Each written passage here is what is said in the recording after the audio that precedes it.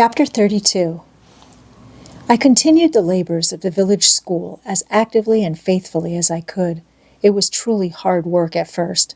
Some time elapsed before, with all my efforts, I could comprehend my scholars and their nature. Wholly untaught, with faculties quite torpid, they seemed to me hopelessly dull, and at first sight, all dull alike. But I soon found I was mistaken. There was a difference amongst them as amongst the educated, and when I got to know them, and they me, this difference rapidly developed itself. Their amazement at me, my language, my rules, and ways, once subsided, I found some of these heavy-looking, gaping rustics wake up into sharp-witted girls enough. Many showed themselves obliging and amiable, too, and I discovered amongst them not a few examples of natural politeness and innate self-respect, as well as of excellent capacity, that won both my goodwill and my admiration.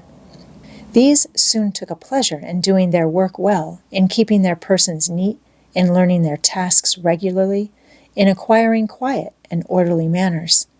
The rapidity of their progress, in some instances, was even surprising, and an honest and happy pride I took in it. Besides, I began personally to like some of the best girls, and they liked me. I had amongst my scholars several farmers' daughters, young women grown almost. These could already read, write, and sew, and to them I taught the elements of grammar, geography, history, and the finer kinds of needlework. I found estimable characters amongst them, characters desirous of information and disposed for improvement, with whom I passed many a pleasant evening hour in their own homes. Their parents, then, the farmer and his wife, loaded me with attentions. There was an enjoyment in accepting their simple kindness and in repaying it by a consideration, a scrupulous regard to their feelings, to which they were not, perhaps, at all times accustomed, and which both charmed and benefited them, because while it elevated them in their own eyes, it made them emulous to merit the deferential treatment they received. I felt I became a favorite in the neighborhood. Whenever I went out, I heard on all sides cordial salutations, and was welcomed with friendly smiles. To live amidst general regard, though it be but the regard of working people, is like sitting in sunshine, calm and sweet. Serene inward feelings bud and bloom under the ray. At this period of my life, my heart far oftener swelled with thankfulness than sank with dejection. And yet, reader, to tell you all, in the midst of this calm, this useful existence, after a day passed in honorable exertion amongst my scholars, an evening spent in drawing or reading contentedly alone, I used to rush into strange dreams at night, dreams many-colored, agitated, full of the ideal, the stirring, the stormy, dreams where amidst unusual scenes, charged with adventure, with agitating risk and romantic chance, I still again and again met Mr. Rochester, always at some exciting crisis, and then the sense of being in his arms, hearing his voice, meeting his eye, touching his hand and cheek, loving him, being loved by him, the hope of passing a lifetime at his side, would be renewed, with all its first force and fire. Then I awoke. Then I recalled where I was and how situated. Then I rose up on my curtainless bed, trembling and quivering. And then the still, dark night witnessed the convulsion of despair and heard the burst of passion. By 9 o'clock the next morning, I was punctually opening the school, tranquil, settled, prepared for the steady duties of the day. Rosamond Oliver kept her word in coming to visit me. Her call at the school was generally made in the course of her morning ride. She would canter up to the door on her pony, followed by a mounted livery servant.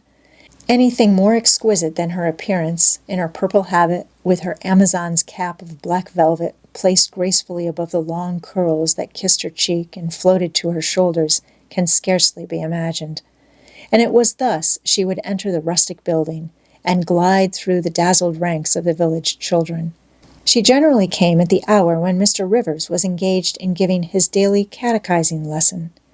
Keenly, I fear, did the eye of the visitress pierce the young pastor's heart. A sort of instinct seemed to warn him of her entrance, even when he did not see it, and when he was looking quite away from the door, if she appeared at it, his cheek would glow, and his marble-seeming features, though they refused to relax, changed indescribably, and in their very quiescence became expressive of a repressed fervor, stronger than working muscle or darting glance could indicate. Of course, she knew her power. Indeed, he did not, because he could not conceal it from her. In spite of his Christian stoicism when she went up and addressed him and smiled gaily, encouragingly, even fondly in his face, his hand would tremble and his eye burn. He seemed to say with his sad and resolute look, if he did not say it with his lips, "I love you, and I know you prefer me. It is not despair of success that keeps me dumb. If I offered my heart, I believe you would accept it. But that heart is already laid on a sacred altar. The fire is arranged round it. It will soon be no more than a sacrifice consumed." And then she would pout like a disappointed child. A pensive cloud would soften her radiant vivacity. She would withdraw her hand hastily from his and turn in transient petulance from his aspect, at once so heroic and so martyr-like. St. John, no doubt, would have given the world to follow, recall, retain her, when she thus left him. But he would not give one chance of heaven, nor relinquish, for the Elysium of her love, one hope of the true, eternal paradise. Besides, he could not bind all that he had in his nature, the rover, the aspirant, the poet, the priest, in the limits of a single passion. He could not, he would not renounce his wild field of mission warfare for the parlors and the peace of Vale Hall. I learnt so much from himself in an inroad I once, despite his reserve, had the daring to make on his confidence. Miss Oliver already honored me with frequent visits to my cottage. I had learnt her whole character, which was without mystery or disguise. She was coquettish, but not heartless, exacting, but not worthlessly selfish. She had been indulged from her birth, but was not absolutely spoilt. She was hasty, but good-humored. Vain, she could not help it, when every glance in the glass showed her such a flush of loveliness, but not affected. Liberal-handed, innocent of the pride of wealth, ingenuous, sufficiently intelligent, gay, lively, and unthinking, she was very charming, in short, even to a cool observer of her own sex like me. But she was not profoundly interesting or thoroughly impressive. A very different sort of mind was hers from that, for instance, of the Sisters of St. John. Still, I liked her almost as I liked my pupil Adele, except that, for a child whom we have watched over and taught, a closer affection is engendered than we can give an equally attractive adult acquaintance. She had taken an amiable caprice to me. She said I was like Mr. Rivers, only certainly, she allowed, not 1/10 so handsome, though I was a nice neat little soul enough, but he was an angel. I was, however, good, clever, composed, and firm like him. I was a natural sport, she affirmed, as a village schoolmistress. She was sure my previous history, if known, would make a delightful romance. One evening, while with her usual childlike activity and thoughtless yet not offensive inquisitiveness, she was rummaging the cupboard and the table drawer of my little kitchen, she discovered first 2 French books, a volume of Schiller, a German grammar and dictionary, and then my drawing materials and some sketches, including a pencil head of a pretty little cherub-like girl, one of my scholars, and sundry views from nature, taken in the Vale of Morton and on the surrounding moors. She was first transfixed with surprise, and then electrified with delight. Had I done these pictures? Did I know French and German? What a love, what a miracle I was! I drew better than her master in the first school in S. Would I sketch a portrait of her to show to Papa? With pleasure, I replied, and I felt a thrill of artist delight at the idea of copying from so perfect and radiant a model. She had then on a dark blue silk dress, her arms and her neck were bare, her only ornament was her chestnut tresses, which waved over her shoulders with all the wild grace of natural curls. I took a sheet of fine cardboard and drew a careful outline. I promised myself the pleasure of coloring it, and as it was getting late then, I told her she must come and sit another day. She made such a report of me to her father that Mr. Oliver himself accompanied her next evening. A tall, massive-featured, middle-aged, and gray-headed man, at whose side his lovely daughter looked like a bright flower near a hoary turret. He appeared a taciturn and perhaps a proud personage, but he was very kind to me. The sketch of Rosamond's portrait pleased him highly, he said. I must make a finished picture of it. He insisted, too, on my coming the next day to spend the evening at Vale Hall. I went. I found it a large, handsome residence, showing abundant evidences of wealth in the proprietor. Rosamond was full of glee and pleasure all the time I stayed. Her father was affable, and when he entered into conversation with me after tea, he expressed in strong terms his approbation of what I had done in Morton School, and said he only feared, from what he saw and heard, I was too good for the place and would soon quit it for one more suitable. "Indeed," cried Rosamond, "she is clever enough to be a governess in a high family, Papa." I thought I would far rather be where I am than in any high family in the land. Mr. Oliver spoke of the Rivers family, with great respect. He said it was a very old name in that neighborhood, that the ancestors of the house were wealthy, that all Morton had once belonged to them, that even now he considered the representative of that house might, if he liked, make an alliance with the best. He accounted it a pity that so fine and talented a young man should have formed the design of going out as a missionary. It was quite throwing a valuable life away. It appeared, then, that her father would throw no obstacle in the way of Rosamond's union with St. John. Mr. Oliver evidently regarded the young clergyman's good birth, old name, and sacred profession as sufficient compensation for the want of fortune. It was the 5th of November, and a holiday. My little servant, after helping me to clean my house, was gone, well satisfied with a fee of a penny for her aid. All about me was spotless and bright, scoured floor, polished grate, and well-rubbed chairs. I had also made myself neat, and had now the afternoon before me to spend as I would. The translation of a few pages of German occupied an hour.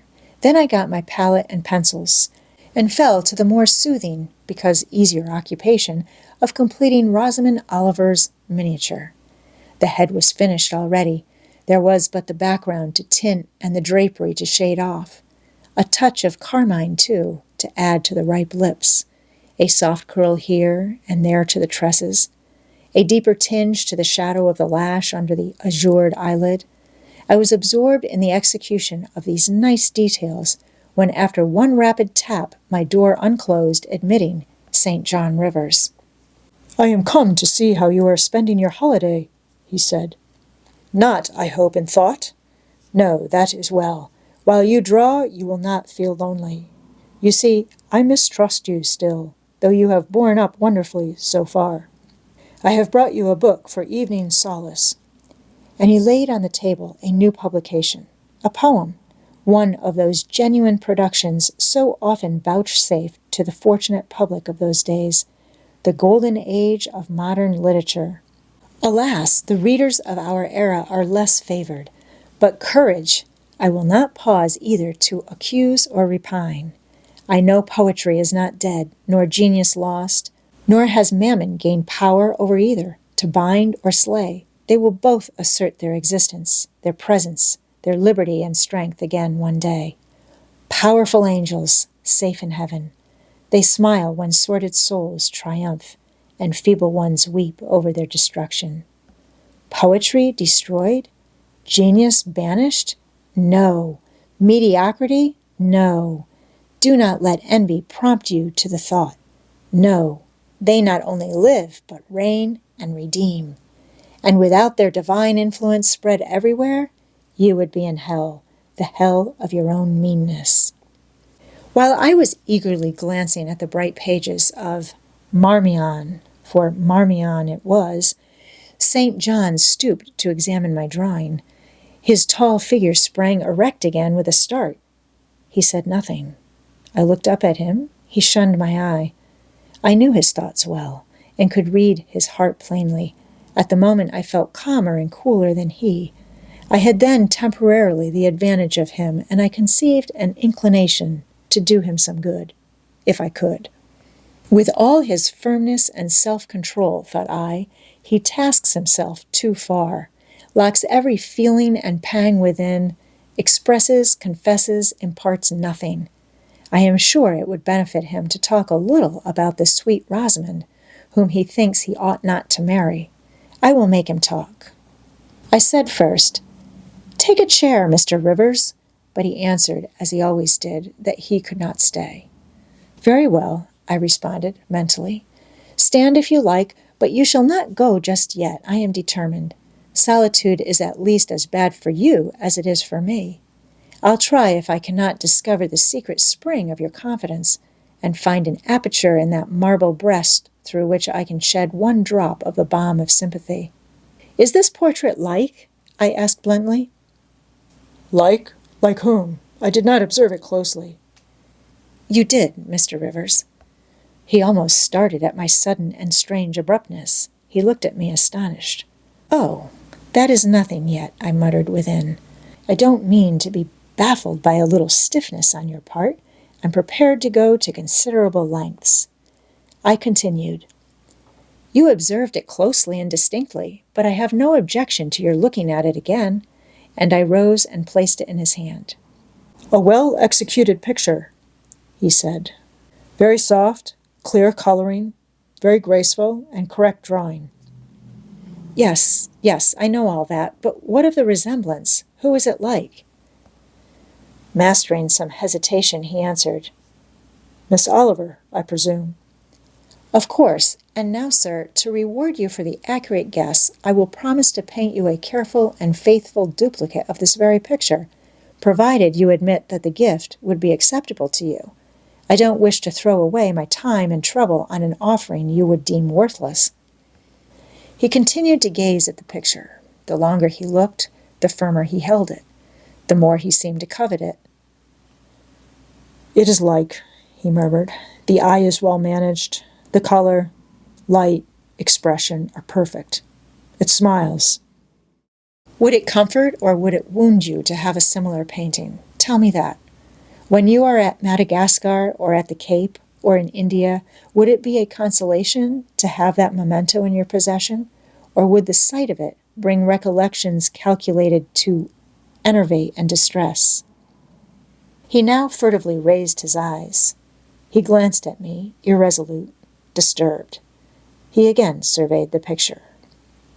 "That I should like to have it, it is certain.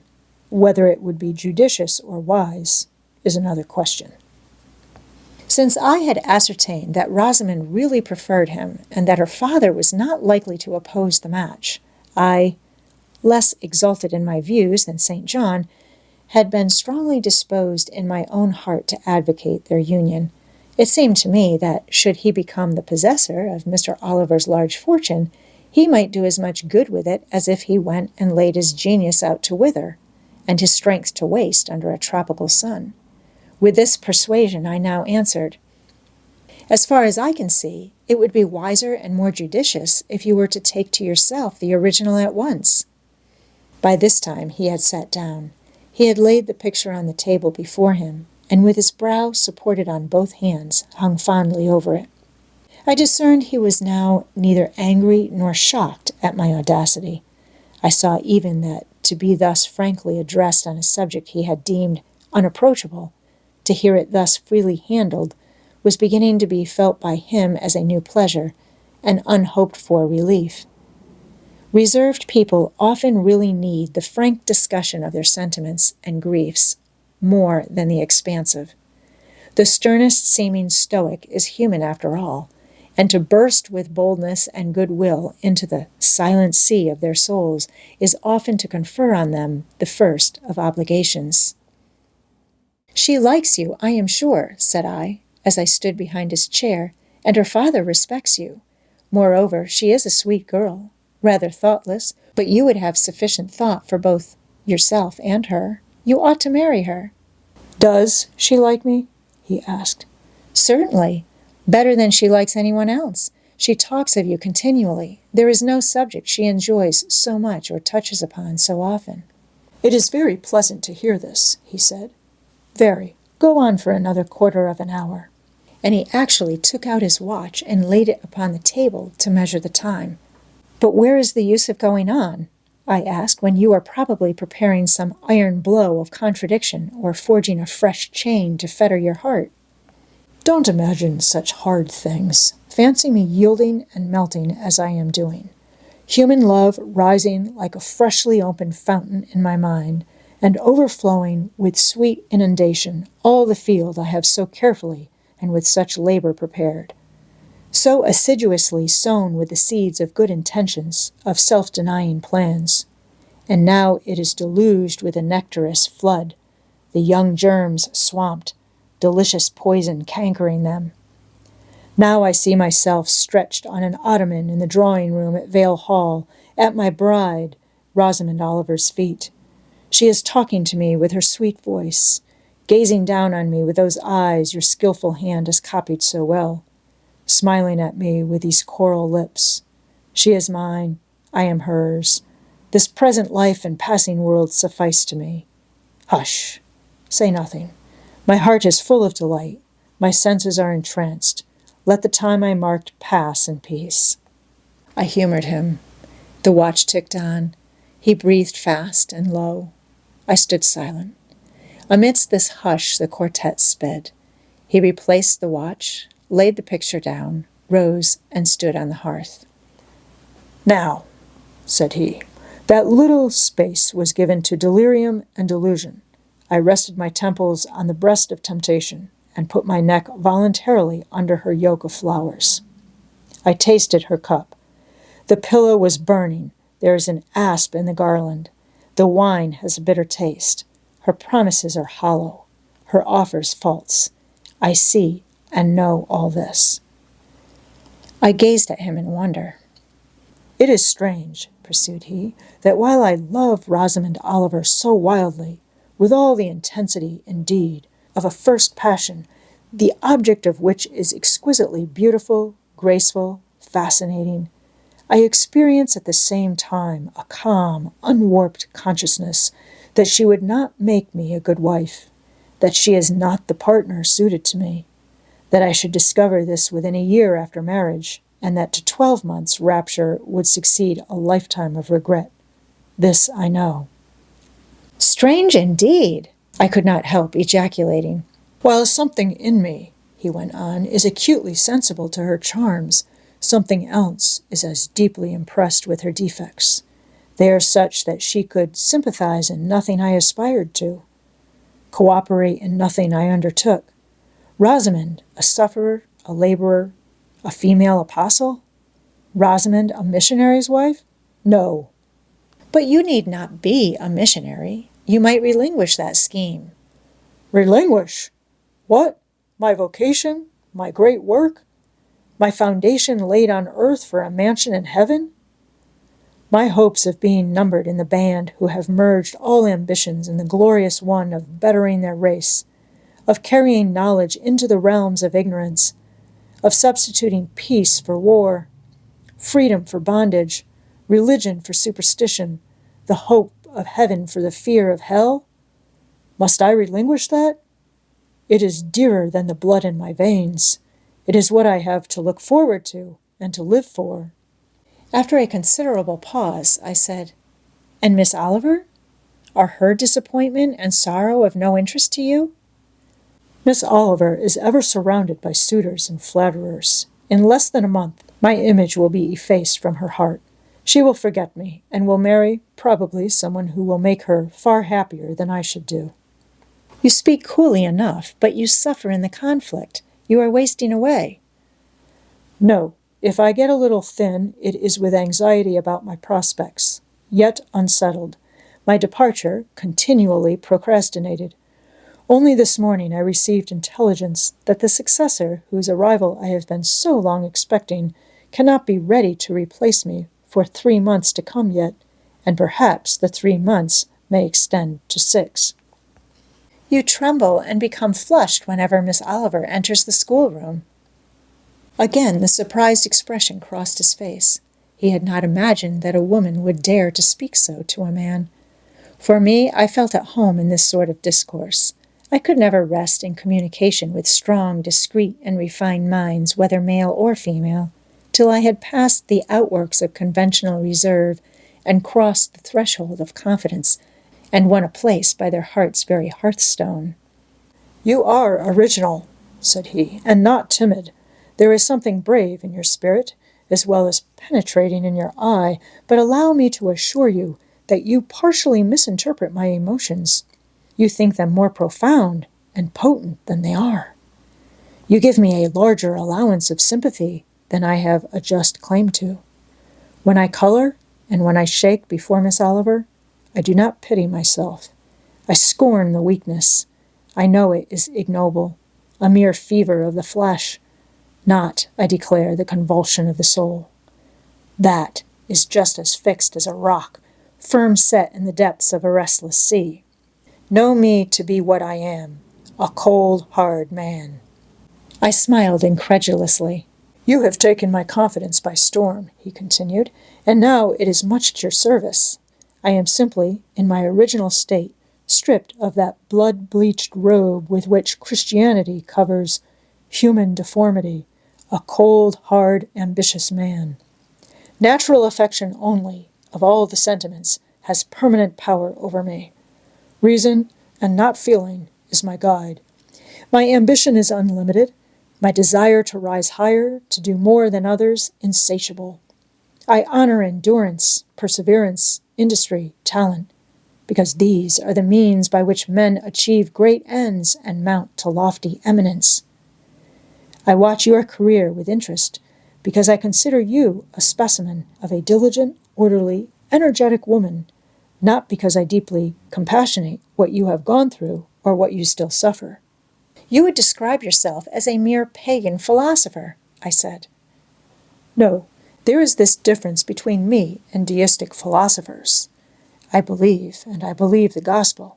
You missed your epithet. I am not a pagan, but a Christian philosopher, followed of the sect of Jesus. As his disciple, I adopt his pure, his merciful, his benignant doctrines. I advocate them. I am sworn to spread them. Won in youth to religion, she has cultivated my original qualities thus. From the minute germ, natural affection, she has developed the overshadowing tree, philanthropy. From the wild, stringy root of human uprightness, she has reared a due sense of the divine justice.